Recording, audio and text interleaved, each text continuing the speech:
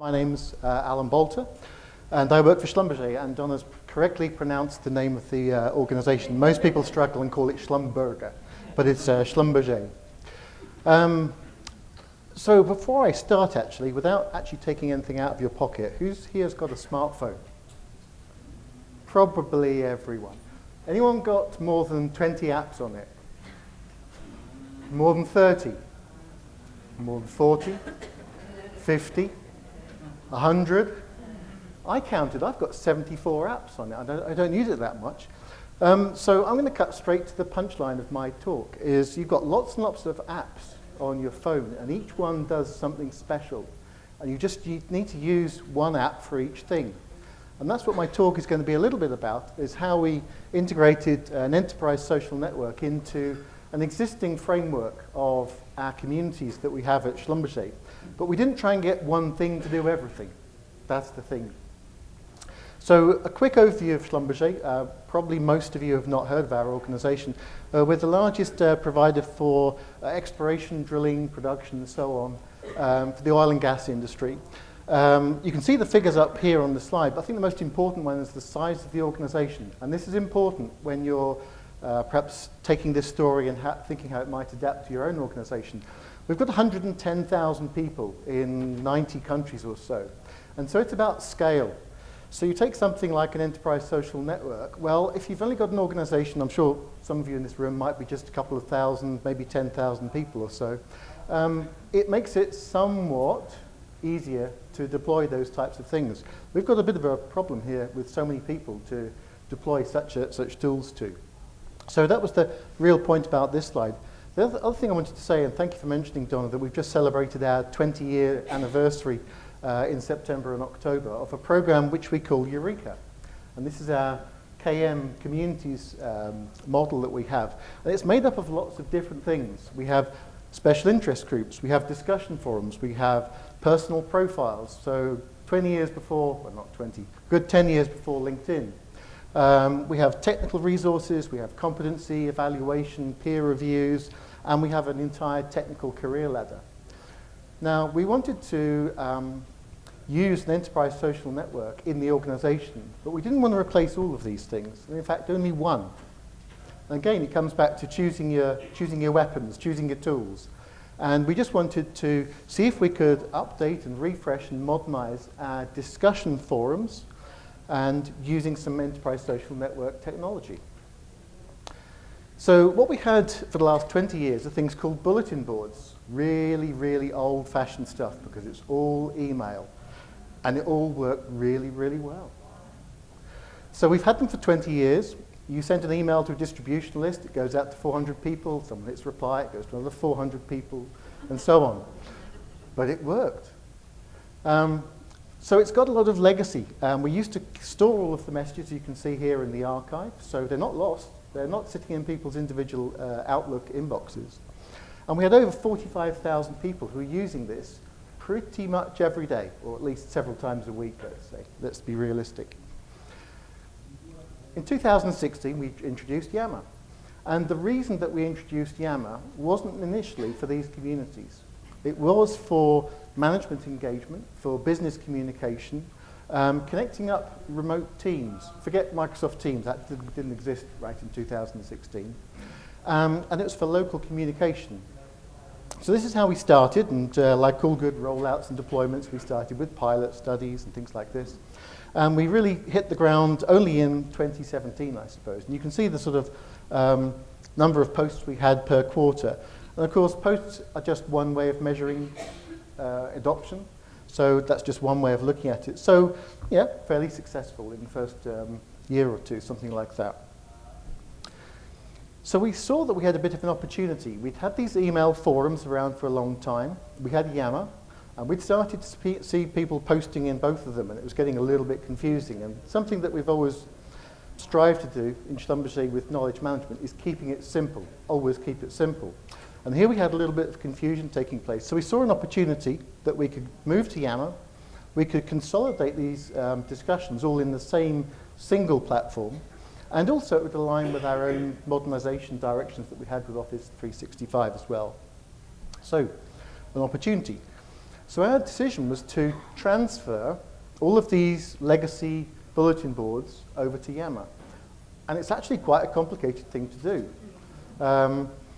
People sort of say, oh, yes, you can just deploy an enterprise social network, and I'm sure many of you have done that sort of thing, but it's actually quite difficult in an established environment. If you have nothing beforehand, okay, it's a bright, new, shiny tool, quite easy to deploy, relatively speaking. Much, much harder when you've already got existing technology that I've already said works quite well. So our decision was to move to our bulletin boards over to Yammer. We created a whole structure of the bulletin boards with a certain naming convention which made it easier for people to find things when they had a new tool to go to. We added owners, we imported the members, we did all the back office work to try and make this as painless as possible. And we won to certain extents. And we had a cutover window of a month. We had a long communication plan I'll talk about in a second. We had a cutover window where we allowed people to use both. We set up automatic replies so that when somebody used an old list, it would carefully direct them to the nice new place where they should go and make their posts. And we were then going to freeze the legacy forums as well. So that was our campaign. You've all seen this slide before, I'm sure. Everybody wants to do it, but no one wants to do it, actually. And so it was a bit tough. So this was our plan that we put together. Like all good change management plans, fairly sort of classical, I suppose. The blue arrows there indicate some of the milestones of the communication that we had. We had webinars, we had emails, we put things out on the intranet, we had more emails, we had more webinars, we put more stuff on the intranet. We posted digital signage, the large screens that you see inside the offices, had the advertising, we put screensavers out. Boy, we thought we'd done a really good job. At the same time, we set up all of these Yammer groups, we set up the replies, and we had the cutover window, and then we flicked the switch. So that was the plan. When we were communicating it, and this is something that I want to share with you, something that we really focused on, or perhaps really didn't focus on, was just to make it a list of features. If you just try and sell a list of features, or you can do this, and you can do this, and you can do that, we felt that that probably wouldn't work so well. So we tried to think about it as what will be the effect? What will Yammer actually do for you that you can't do today with those emails that you've been using for the last 20 years? So I won't read through all of the things on this slide, but certainly the way in which you have the messages threaded is obviously a lot better. If you can visualize it, it's a lot better than having your Outlook inbox with lots of reply alls and things like this. You can give the control to people of their notifications. You all know this if you've used an enterprise social network, or even if you just use Facebook, you can control your notifications.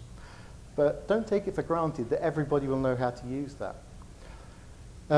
So that was our really focus of the implementation side of things. And it actually worked fairly well. So I was painting a little bit of doom and gloom just to keep you interested earlier on. But it actually worked fairly well. The communication plan was excellent. We had a great Yammer support group as well. The advanced notification did work really well, but I'll come back to that. The email redirection also worked really well. So you've really got to help people and guide them as you move people from one platform to another. And there was resistance, as you can imagine, any change program whatsoever. Because we're using Yammer, it's a very open network. So the people who didn't like it were very openly telling everybody else that they didn't like it. But we got really engaged with that. And we never let anything hang. And we'd sort of get involved, and we'd be empathetic and sympathetic and understanding to the changes. I've given you an example here of one of our bulletin boards that we transferred. I didn't actually mention this before. We've got over 1,000 of these bulletin boards. And we're in the process of moving some of the latter stages from here. You can see that on the right-hand graph, we've got, in the blue charts, it's the number of posts that were going to the old legacy email bulletin boards. So 300 or 400 posts a month, which when you think about it on working days, is actually quite a busy bulletin board. There are 1,000 of these as well. And the orange lines on the graph here show the number of Yammer posts. Again, they're just indicators. They're not the full adoption model, but it tells you that we actually had a fair amount of success through the summer months, which was part of our strategy to launch it during some of the summer months as well. So most of them work really well, but not all of them, and we'll have to be honest about this. So what didn't work so well, or perhaps what did we learn? The adoption takes longer for different groups. They all move at different paces. And so some of them, the one you just saw, was actually quite a successful one. Others we've got to keep circling back with and keep trying to help to get them to move over to Yammer. This was a new use case. Do you remember on the earlier slide we talked about business communication, remote working groups and things like this? This is a slightly new use case. So in the initial rollout plan, we hadn't told people to use this as a help and support network. Now we're sort of coming back and revisiting it with it. We noticed that some people just miss every communication. They missed everything, the emails. Where were they for the last 6 months? We have no idea. But they missed everything. I think the last point, which someone spoke to me about 2 months beforehand, and I said, yep, you're right. They'll just bury their heads in the sand and forget the change is going to happen until it happens. So just be aware of that, and you just need to be ready for that. So what would we do differently? This is quite a short story for you. I think next time we'd use a lot more video. We did some video, but I think you need to do a lot more. We had this cutover of having a month transition time where we let people still use the old ones and the new ones at the same time. And I don't actually think, just with hindsight, so I've learned something, I don't think I'd do the same again. I'd have a firm, hard cutover date where you say, okay, on that particular day, these old ones are just switched off and that's it. We had lots of questions about benchmarking. So people react to different things. So sometimes you can tell people a story that you're going to get more engagement from people, so people want to listen to a story. But in our organization, a lot of engineers, they just want to have hard data, hard, cold facts. So we did give them a lot of the benchmarking information, but we were perhaps a little bit slow. Maybe if we'd done a bit more work up front, we could have been a bit more prepared for that, to sort of generate those graphs, show the amount of adoption that people had during the cutover. And of course, they don't want to see it for the whole of Yammer. They just want to see it specifically for them and their group, not the whole picture. And the post-cutover awareness, I think this is something that we're still working with right now, is that we did a fantastic job of communication. We did the cutover, we did the rollover. We're now in the sort of latter stages. There's still a lot more communication that we need to do in terms of this sort of awareness. So we've still got a lot more work to do on that. Thank you very much. I'm now going to hand over to Carrie. I can't stand on the ground, I'm too short. So Alan just told a really great story about an organization that adopted Yammer, or an enterprise social network, in its maturity in 2016. And now we're going to tell a story about an organization that did something a long time ago, before we were really even using the term enterprise social network. So we're really excited to talk to you today about UNICEF and the UNICEF story using Yammer since 2008. Now before we get started, I do have a question. Where's the clicker? Thank you. I have a question. Who here uses Yammer or an enterprise social network at their organization? How many of you have used it for at least a year? Leave your hands up. For at least 3 years, 5 years, 7 years, 10 years. Welcome, Paola. Thank you so much, Carrie. We're going to tell the story of how it has worked and how it has not worked, and how we've revamped Yammer at UNICEF. And to get started, I'm going to introduce Paola, and she's going to talk a bit about UNICEF and what they do. Right. So thank you so much, Carrie. I have the privilege to work for one of the most amazing organizations in the world. This organization saves the lives of children across 190 territories in the world.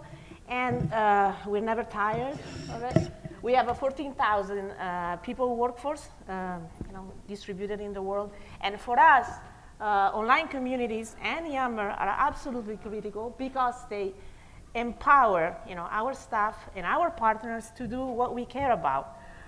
which is saving children's life, defending their rights, helping them to fulfill their potential from childhood to adolescence. And we never get tired of it. Now, UNICEF adopted Yammer all the way back in 2008, right? Which was sort of a leap of faith for UNICEF. Exactly, we were so excited. That's the same year we introduced the concept of community, the vision for community in the organization. And we bravely, but quietly, embraced Yammer, which was new. It was the closest to any consumer-like social network. It was a little scaring too, because it posed a little threat to our hierarchical structure by being so horizontal, so irreverent and fun. But we loved it, we loved the excitement, and then we saw that the organic adoption we had was the result of a great appetite in the organization to connect the dots, because we work, as I said, across 190 territories doing tireless work, and we need to learn from each other, we need to empower each other. And just So- sorry, go ahead.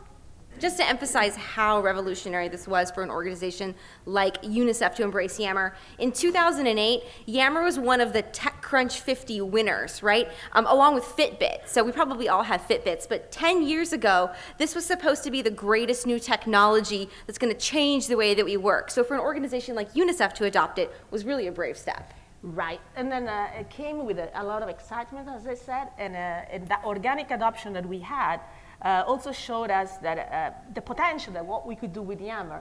At the same time, because of the organic adoption and the content, and the groups that were created on Yammer, we realized that we really needed to curate the network, curate the communities, because we can't really deal with a body of content and assuming that people will continue to feel engaged if you don't maintain it. So that's where we landed. 8 years after, in 2016, we actually realized that the level of engagement on Yammer was not that high. We had, you could see, 1,200 people out of 9,000 employees connected. We had groups that were inactive, unfortunately, and that's when we really decided intentionally to partner with community strategists and create a program to revitalize our network that was so important.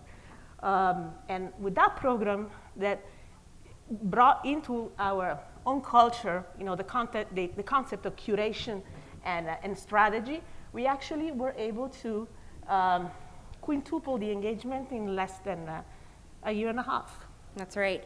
And this is really remarkable because I think that what we've learned working together at UNICEF is that community management is something that's absolutely required if you're going to deploy an enterprise social network to your employees. You can't just throw it out there and IT says, go forth and use this great new app. It's something, as to Alan's point, you have to understand the purpose and you have to help people understand how it's going to help them.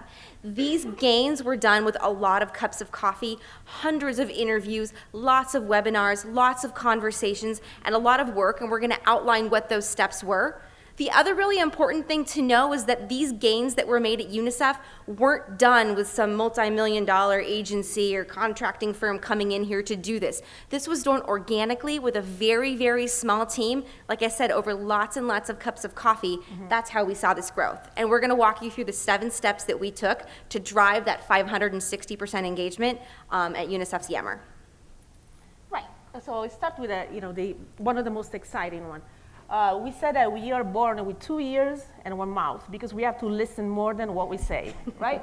So that's the beginning of the story for us. We really needed to understand why people were not engaged on Yammer, but also why people who were engaged on Yammer could do more and how they could do more to make their communities and network more successful. So we did, survey the network twice. We're going to do it, the 3rd time soon. We listened to hundreds of people. That was tireless effort, on Skype, using all possible ways. And we realized that people really wanted to have content on Yammer that was work-related, that was of high quality, and it was curated. Also, we realized that people came to Yammer from the beginning because they wanted to learn something that was specific to their work. And so for us, it was very important because Yammer was seen as an instrument for empowering people. We also realized, sadly, that only 50% of our workforce is using the Yammer app. That means that they don't know that we can use Yammer for our mobile device, which is a challenge because we have that distributed workforce. So we needed to promote that, spread the notion. And also we realized that 70% of our people really wanted to have a community that had a clear purpose.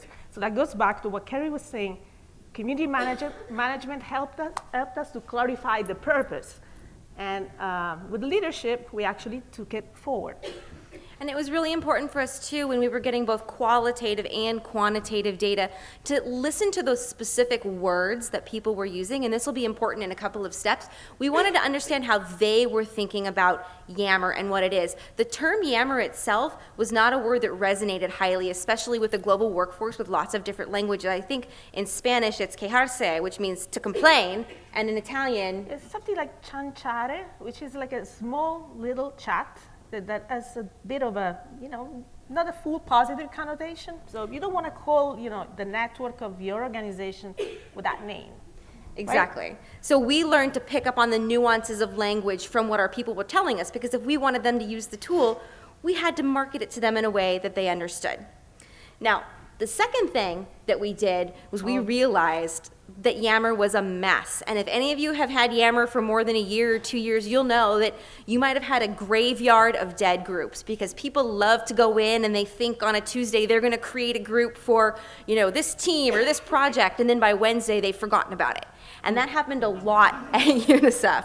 And so we realized if we put ourselves in our users' shoes, which is how we went about this whole program, if I'm a new user, I'm a new employee, and I walk into Yammer at UNICEF, the first thing I see is 50% of dead groups. And that signals to me, this isn't something that I want to be using. Exactly. So somebody said, like, out of clutter, find simplicity. So we had like 450 groups. A third of these groups was active, 2/3 were not. So what we did, we decided first, delete the totally inactive groups, right? Of course, with consultation, nothing happens, unilaterally, because we want people to be engaged in the process.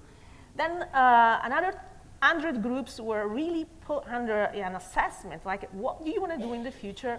Are you going to have a community manager? Are you going to have like a solid content to be posted? So we had those 100 groups also, we took care of them.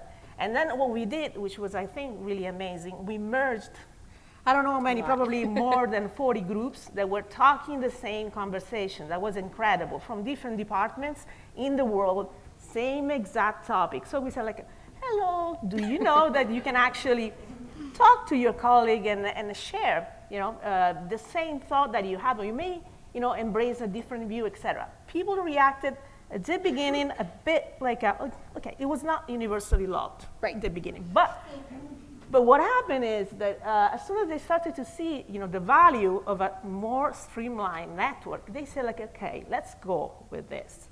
And so they helped us to actually reactivate the network.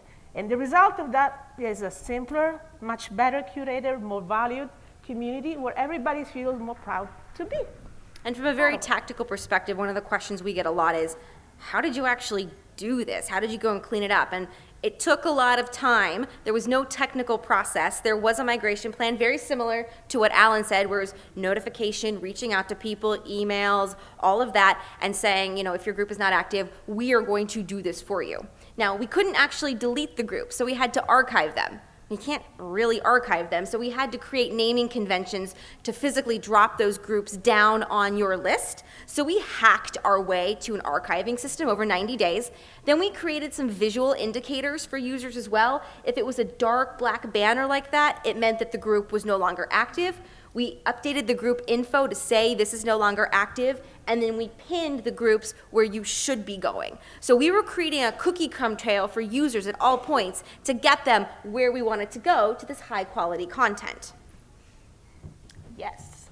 And then with that, came the inspiration of this program, which is coming back to really the simplicity and how we communicate about collaboration without being convoluted, without being complicated. without being tool-centric. So again, going back to the point of listening to the users told us they were confused because we had thousands of tools and applications that we could possibly use, and the concept of collaboration was not really embraced for what it really means. So we decided to intentionally rebrand our whole program, how we organize communities around UNICEF and content, with BUILD, which is our metaphor for architecting, building your community. So, so the acronym explains 4 pillars. The B is the billboard. For us, the billboard is the official communication, is the story, on the intranet is where you actually have a communication site, if you use SharePoint. Then you have, the library, which is SharePoint, is our curated content, the best, repository that you can have and powerfully searchable. And then the D is actually Yammer, is the conversation that makes everything alive. But then what makes everything even more alive than that is the UNI, which literally means UNI, is the relationship that glues the community, that makes the community really alive. And so with that metaphor, we actually move this program forward. Yeah, and by doing this and taking the focus off of the word Yammer, taking the focus off of the word community, because at UNICEF the word community can mean a lot of things. It can mean your online community, it can mean the community that you serve. We wanted to help people understand how to create this online space to talk to each other and share knowledge. So this allowed us to do it in any language, take the focus off the tool, and allow people to truly understand what they were doing in a lightly prescriptive way. The other thing that this did with the simplicity is we came up with the term living knowledge, which goes into the build model. The idea is at most organizations, I think, and UNICEF was no exception, the concept of knowledge was a 40-page beautiful PowerPoint that has come together after 9 months of research and development, and now you're presenting it. You don't have 9 months when you're dealing with an emergency at UNICEF. You have 9 minutes or 9 hours. So we coined the term living knowledge at UNICEF to help our people understand that using the build model, you can share knowledge that is short. It could be a photo, it could be a video, it could be imperfect, it could be something that is a question, but that's all an acceptable form of knowledge that can be put into the community to share more rapidly and more quickly. And that gave our users permission to share something like a quick update or a photo rather than a 90-page presentation or a report that they've written over the past year. Yes, and that knowledge, that living knowledge, help us to save lives. So it's living in the true sense.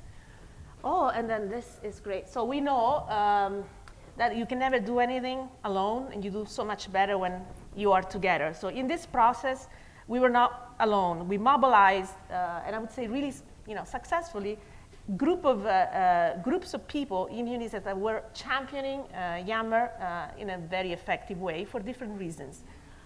We studied them in depth. We had case studies with them, but also we worked closely throughout the process to make sure that we also empower them to do the best choice, the best thing when it comes to manage your community. So the first one is a community, an external community of water and sanitation experts and practitioners on the ground. Is external, which means that we work with partners. We lead it digitally, but also we lead it we lead it in all sense. The goal, the mission of this community is to really empower all the schools and all the principals of the schools in the world to enable every child to have access to safe water, sanitation, clean sanitation, and hygiene. It's a huge undertaking. It's a community of close to 500 people, encompassing 80 organizations in the world, including UNICEF, and it's spread out in over 80 countries. We know that this is the mission. People are so motivated with the mission. They needed to have a place beyond email and beyond face-to-face meeting to actually role model learning, sharing lessons learned, best practices, but also that kind of in-progress living knowledge that Carrie was talking about. And it's truly successful, and it's actually a catalyst for other sectors in the organization to embrace Yammer more powerfully. The second one is the Digital Labs, which is a community of close to 900 people. And these are communication officers across the world. They are social media enthusiasts. These are the people that actually work on the ground to make sure that we make the best use of social media for campaigning and for all that UNICEF does externally. And in the community, we make sure that we learn the best-in-class practice and techniques to make this work really powerful. And the third one is the supply. Supply community is an amazing example of how a critical function in the organization like supply that serves development and emergency response also became a community of over 1,000 practitioners who actually feel now that their professional field is recognized inside the organization and outside. They are top performer on Yammer from all points of view. And actually, community for supply means a strategy for the whole function. So Yammer is one of the pillars that help that strategy make them successful. And so one of our jobs was to find these groups, as Paola said, and help usher them along, help them be more mature, and grow their communities. And so that's one of the steps we took. We were then able to create internal case studies to share that further legitimized how Yammer and communities were helping people do their work for children at UNICEF. But we also knew that there was something else we had to do. It wasn't just the shining beacons of light. We had to help everyday users. And so we had community managers dive into the network, one-on-one, greet new members, say hello, help people post things in the right location if they posted it in the wrong location. Very, very tactical work, but the idea was, again, one cup of coffee at a time, one interaction at a time. Over time will help us scale a positive feeling for how Yammer works. And that was a very, very important step in our journey as well. Great. So, so one other step of our program was, the moment we started to become visible and we have much more demand than we even expected on Yammer, we realized that with our small team, there was no way on earth that we could help all the use cases with the type of support that we were giving, personal, individual, et cetera. So we decided to democratize all the resources, all the knowledge that we were creating in the process, shaping them with the people we were working together. So we build a site, carefully branded build, right, with all the steps we believe are critical kernel to the success of any community at UNICEF and outside UNICEF. And we also intentionally decided to formalize our content on Yammer, which means we started to have a curated newsletter called Build Insights. We started to have hot list, capturing what are the best, the hottest discussion, the most popular during a week, giving people visibility in the network, that something is happening and you're recognized for being, viewed so many times, commented so many times, et cetera. And all of that, helped us to bring more people along the whole build program, but also to somehow role model that formalizing your content on Yammer is a good idea for everybody. Exactly, and in an organization where we were fighting against 8 years of negative press on Yammer internally, it took this sort of institutionalization of the success stories over and over and over to get those people to come back. We are now seeing people come back into Yammer who checked out 3, 4, 5 years ago. They come in and they see this. They get the newsletter in their email. They go to the intranet, and now they see on the main feed top Yammer conversations. All of that work has now come to this point where people go, oh, this is actually a thing now. This is legitimate. And again, at UNICEF, it's very important for someone else to have taken the first step. So now that we've shown someone has done that, others are joining along, driving that engagement rate. Yes, so this is our favorite. So we know, we know that monitoring and measuring the impact of our communities is as important as monitoring and measuring the impact of our work in UNICEF. So we put a lot of emphasis on actually driving our whole program with the accountability and with the data we needed to show our progress.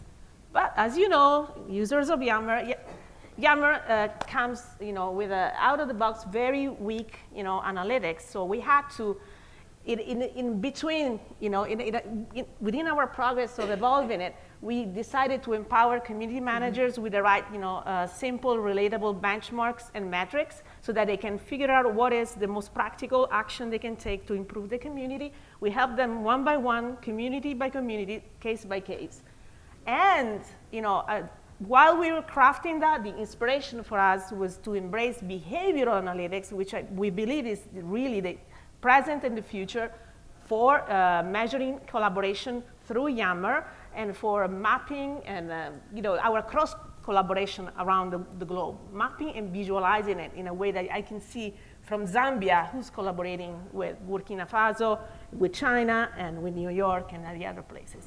So that's a beautiful story of inspiration. And we're very data. We love data. Exactly. We're very fortunate to have been able to just start using some behavioral analytics. So that's going to be a great next step for us. But for most organizations who don't have that, again, we hacked together basic information out of Yammer, and we worked with a social network analyst to sort of create different kinds of proxies for engagement based on the information that an everyday user could get from their own Yammer network, so that they had some sort of baseline and benchmark. So we're not just measuring number of posts or number of likes, we're measuring them in relation to each other, and based on your use case, what are 3 indicators that matter? And that was enough to get people feeling like they had a path to walk down. Now, as we start to embrace behavioral analytics, which is something we're really excited about for the next year, there's a lot more that we're looking forward to. This is our last overview before I think we're going to take some questions. And which takes back to the excitement we started with 2008, now 10 years after. We are similarly excited because Yammer is actually improving a lot. So there are enhancements for the platform that are coming. First one to mention is the video streaming, so the ability that everyone will have to create live events that will be fantastic for sharing, learning, inspiring people, documenting what's happening in the now, right? Anywhere in the world. And it's pretty neat. We saw many demos of it at Microsoft Ignite. The second one, which is very, very wanted by UNICEF staff, because we have many groups that really want to have question and answers. They function like, okay, I need a TOR, or I need a report, and then as they answer.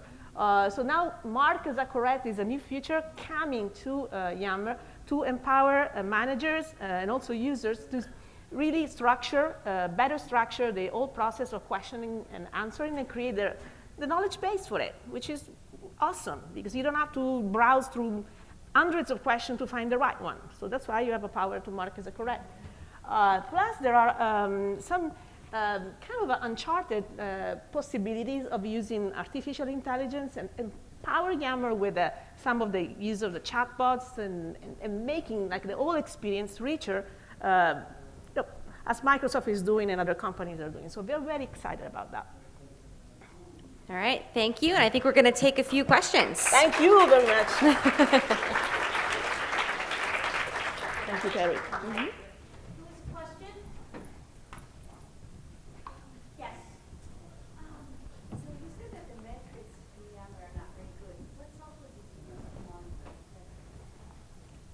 Excel.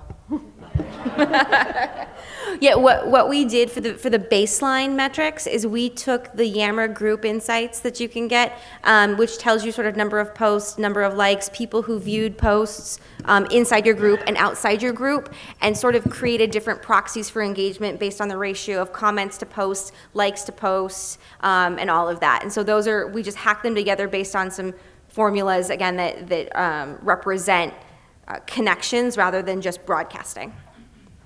Yes, right here. I'm interested to know a little bit more of how you built your knowledge base from the Yammer discussion, how you were able to structure that. So the knowledge base for us, it goes back to our build model, right? Our knowledge base is comprising of the dialogue, the live conversation happening on Yammer, but also a similarly curated library that resides on SharePoint. So what we did, I think we harnessed the power of the SharePoint and Yammer integration, but I think our concept was okay, you need to curate a conversation on Yammer, but you need to curate the library. You need to sync whatever happens in the library to whatever happens in the conversation. And that, thanks to the groups we've been working together, has culminated into the creation of some very powerful knowledge bases that we could use as an example for other groups to follow. Yes, over here. So you probably have a small team or more work on this. 3 to 4. Yes, in the back. Congratulations on putting out content. That's never easy or fun. But I'm curious, as you go forward, do you put rules in place so when you don't see activity, when you are automatically archived now? And maybe both of you could comment. I'm curious what governance do they have? From the UNICEF perspective, we have written guidance that's out there where we have the right after, I think it's 60 days of inactivity, to go in there and clean it up. We don't always enforce it. We realize that sometimes there are groups that are event-based that are never going to be active, but we have published policies now so that we can go and address them if necessary. Wonderful. I'm ask Schlumberger. You used to have, maybe I'll say it this way so people can hear the question. You used to have a program where engineers from the field came into the center and worked as experts answering people's questions and then going back out to the field again. Is that still a program at Schlumberger? Yeah, it is. So I think the part I need to add to this story, if maybe it wasn't clear enough, is that we've just taken the Enterprise Social Network, Yammer, as just one piece. So we still have lots of other programs that are still going on. I thought maybe I'll just clarify that, we don't see ourselves, we don't see Yammer as content management at the moment. That's just us. So everyone's moving at different to the rates. We have our own content management systems as well. But we still have other people doing that, as you say, Nancy. But Yammer, that's a tool, and it hasn't replaced the processes that were still happening beforehand. Yes. For UNICEF, you said you formalized the Yammer conversations in a newsletter. Did you edit the information to those items in the newsletter, like whose stories are on them? Can everybody hear the question? I think maybe. We can't hear the question is about the newsletter and formalizing items in the newsletter. Right. So we had a process for the newsletter, and the process was to engage with the users of Yammer, with the most popular threads, the authors of the most popular threads, but also with the communities that were achieving so much over the month. We had the community of the month, the hot topics. We had the community tips to help people to really how to build a great message on Yammer, and we give you some examples. So it's a combination of engaging with people with their content, but also empowering them to do better after. And we always try to have a call for action for any newsletter. So if you have a survey and you haven't filled the survey, let's use the newsletter as the opportunity, as the instrument for making people do something after. Okay. Last question? Yes. Would you say you've been successful in getting collaboration across languages, working in so many countries? And if so, did you do anything to prompt cross-language? I know there's a translation function in Yammer. The Francophone community has actually used it a lot. And I think it's the Hispanophone Spanish community in UNICEF also, I think, has evangelized that, but they don't talk to each other. So I think we still at, I would say not at the beginning, like a middle age of just fostering this. But I think it's a great question, and I hope the further announcement on Yammer can help us to break the silos on that. Well, please join me